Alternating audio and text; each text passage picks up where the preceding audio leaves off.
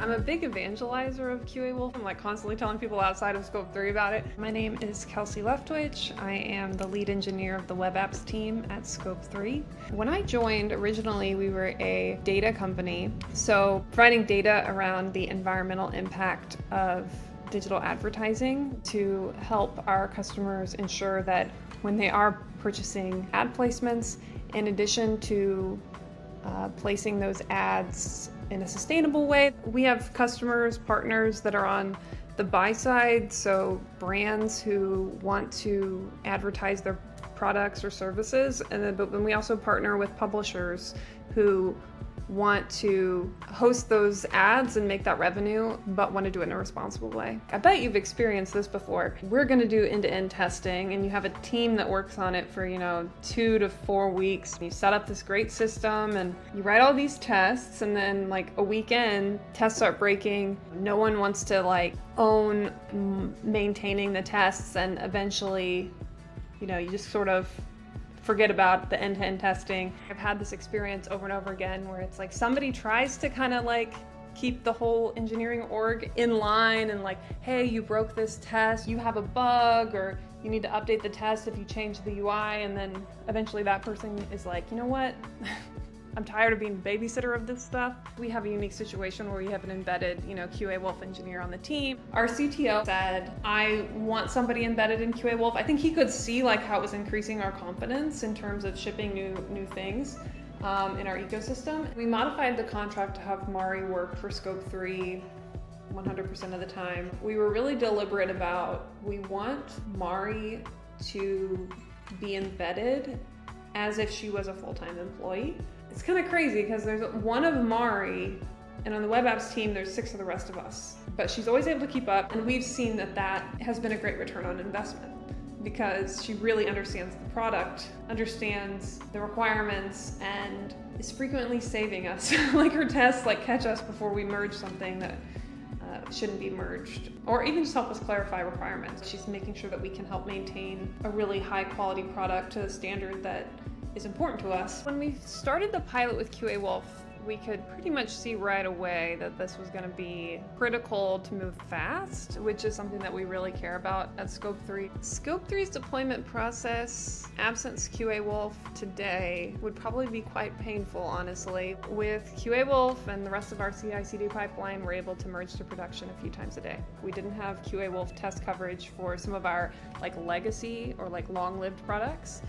I would be worried about breaking them without realizing, because as we're working on new products, if we break something, that's potentially going to hurt our rapport with our customers or hurt our reputation. I wouldn't be able to be thinking ahead. I would be constantly looking back. Anytime you want to merge a change, you have to manually QA 100 different things to feel really confident.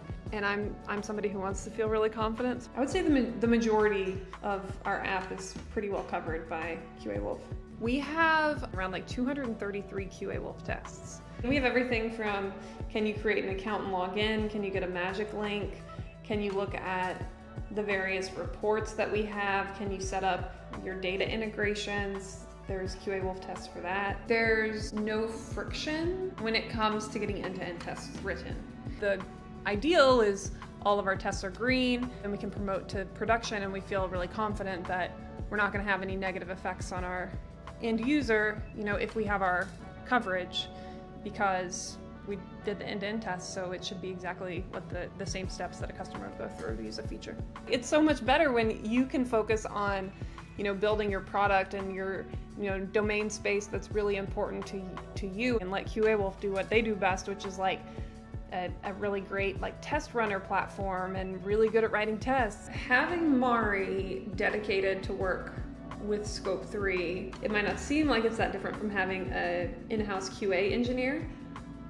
The big difference, I think, is the QA Wolf platform is fantastic, and because that's what QA Wolf is an expert in, I can see from experience that it's a really great system and product. Had we tried to do it in-house, we would not have been able to just do it with one engineer.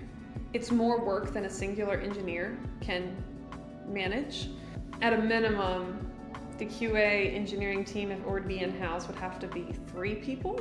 I couldn't imagine it being any fewer than that. There's a lot of drain on the resources that you have. So if you can free those people up to work on revenue impacting activity, like that's always the preference for me, because we're not in the business of making money by writing end-to-end tests. Like they're really important to us to have a good quality product, but I would much rather have my team focused on building these reporting and insight capabilities to help our customers, and then rely on a trusted partner like QA Wolf to be really good at building end-to-end testing platforms.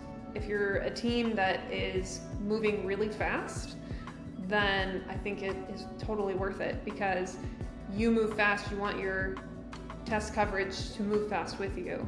And so having somebody there like ready to run the race with you like is the best way.